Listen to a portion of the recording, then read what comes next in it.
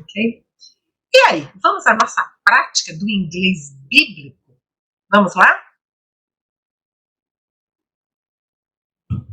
Vamos começar aqui? Eu vou dividir então. Vou dividir essa tela com vocês.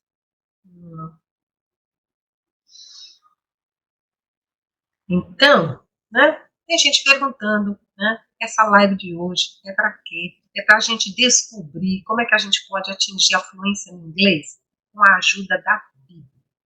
Como as histórias bíblicas podem nos ajudar a falar inglês, né? Porque o contexto bíblico, que já é tão conhecido de todos nós, vai ajudar você na compreensão do inglês. Porque quando a gente começa a estudar inglês, a gente tem muita dificuldade para entender o que é falado ou lido, não é mesmo? Porque é muito diferente.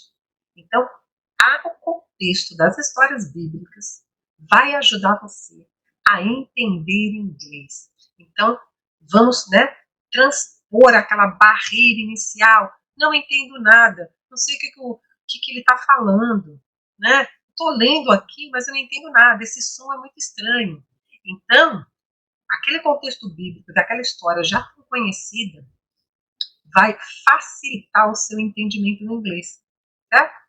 Então, a minha proposta aqui, a minha missão, é levá-lo não só à fluência no inglês, mas à fluência na palavra do Senhor. Porque eu sempre digo, o que a fé e a fluência em inglês têm em comum? Ambas vêm pelo ouvir, certo? A palavra do Senhor, a fé vem pelo ouvir. Quanto mais você estuda, quanto mais você medita, mais você cresce em fé, certo? Você cresce no entendimento da palavra do Senhor, você cresce em sabedoria, sua mente vai sendo renovada, tá, Geisa? Né? E o inglês é a mesma coisa, quanto mais você se expõe no inglês, ouvindo, praticando, lendo, você vai se familiarizando com a língua inglesa, entendeu? É isso. E aí você vai, quando você, as histórias da Bíblia vão se repetindo, as estruturas vão se repetindo, vai facilitando o seu entendimento. Ok?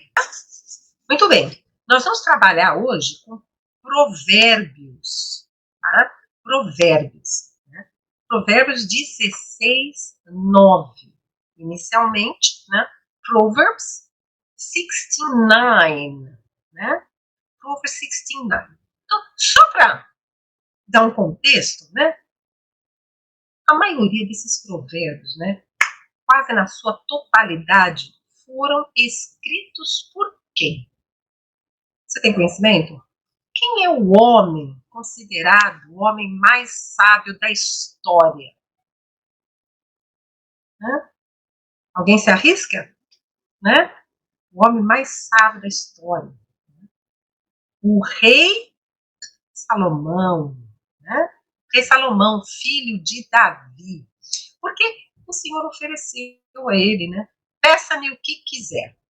E o que foi que o rei Salomão pediu para o Senhor? Eu quero sabedoria. Então o Senhor ele ficou muito impressionado com esse pedido. Né? Então ele disse assim: isso, Vera, muito bem, estamos alinhadas, já? Ok? Como dizem, tem um idioma, uma expressão idiomática em inglês, we are on the same page. Estamos na mesma página. We are on the same page. É isso que fez o rei Salomão, filho de Davi, quando ele fez esse pedido ao Senhor. Eu quero sabedoria, sabedoria para liderar o seu povo, para tomar as decisões da maneira correta. O Senhor ficou tão impressionado com esse pedido que ele disse assim: porque você me pediu sabedoria, você vai ter sabedoria e todas as outras coisas. Tá? So when he asked God for wisdom, so God was so impressed by that request, so he said, just because you ask me for wisdom, you will have wisdom and all the other things too. Ok? Muito bem. Só que a gente tem que. Só quero fazer uma diferenciação, porque geralmente eu trago aqui para vocês as promessas do Senhor. Certo? So generally, I like to bring God's promises. Só que neste caso aqui, que a gente está trabalhando com provérbio, essas não são as promessas do Senhor, ok? So, Proverbs are not God's promises.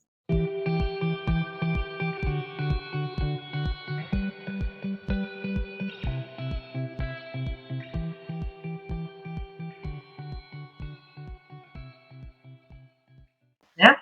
Na verdade, né, Salomão, sendo o homem mais sábio, né, que existiu, ele observava muito. Né? Então, aqui, os provérbios são as observações do rei Salomão ao longo da vida dele, porque naquela época eles viviam muito. Né? Então, ele observava e ele via os padrões, aquilo que ia acontecendo. Okay? Então, na verdade, esses são os ensinamentos do rei Salomão, o homem mais sábio do mundo, e baseado nas suas observações. Ok? So, these are not God's promises, but the King Solomon's remarks, observations, his teachings, right? So, as he observed what was happening, right, he decided to write it down. E, inicialmente, ele começou essas escrituras que ele fazia, mas para orientar os seus filhos, né? Lembra que ele tinha mais de 1000 mulheres, né? Muitos filhos, então, para orientar os seus filhos. Só que pegou gosto pela escrita e acabou escrevendo tantos provérbios maravilhosos, ok? So they are not God's promises, but King Solomon's observations, right? Very good. So, 16:9. Vamos começar pelo português? 16:9. Em seu coração o homem planeja o seu caminho, mas o Senhor determina os seus passos. E é mesmo assim, né? É assim que a gente faz, não é? A gente coloca alguma coisa no nosso coração, a gente tem os nossos desejos, os nossos projetos, os nossos planos pessoais, né?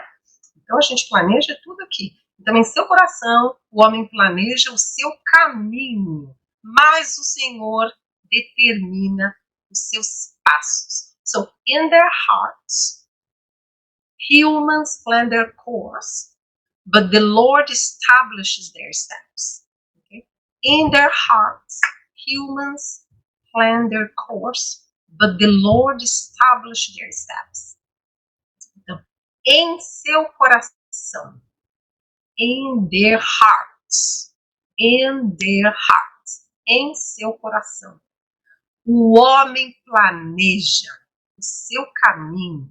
Então, aqui, o homem, né, no inglês, nesta versão que eu estou trabalhando, que é a versão, a nova versão internacional, okay, que em inglês é The New International Version.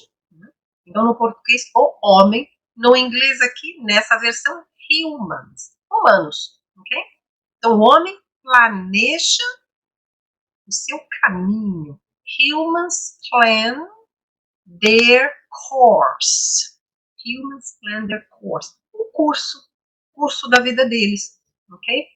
Nesse sentido aqui, né? Não o curso que eu vou fazer, que eu vou estudar, mas o caminho mesmo, the course, né?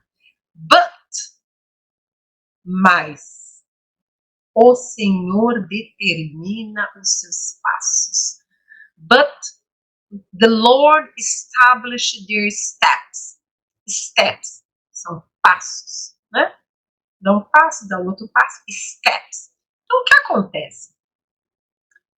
Nós, né, humanos, que achamos que nós temos um livre-arbítrio, né? A gente planeja, já a gente planeja tudo. Eu era uma pessoa que planejava demais, eu era uma pessoa cheia de objetivos, né? Eu era uma empresária em São Paulo, então eu adorava estar em projetos diferentes, né?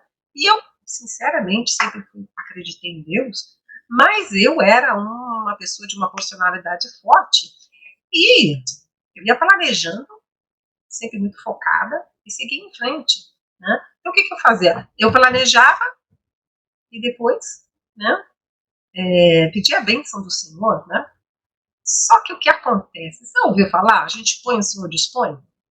Pois é, sinceramente, quando eu penso que eu estou aqui conversando com vocês e fazendo exatamente isso que eu estou fazendo, né? que eu tomei para mim essa missão de levar a fluência no inglês, mas também da palavra do Senhor, e às vezes eu me pergunto como é que foi que de repente eu caí exatamente aqui. Eu posso te garantir que isso não estava no meu planejamento pessoal de vida.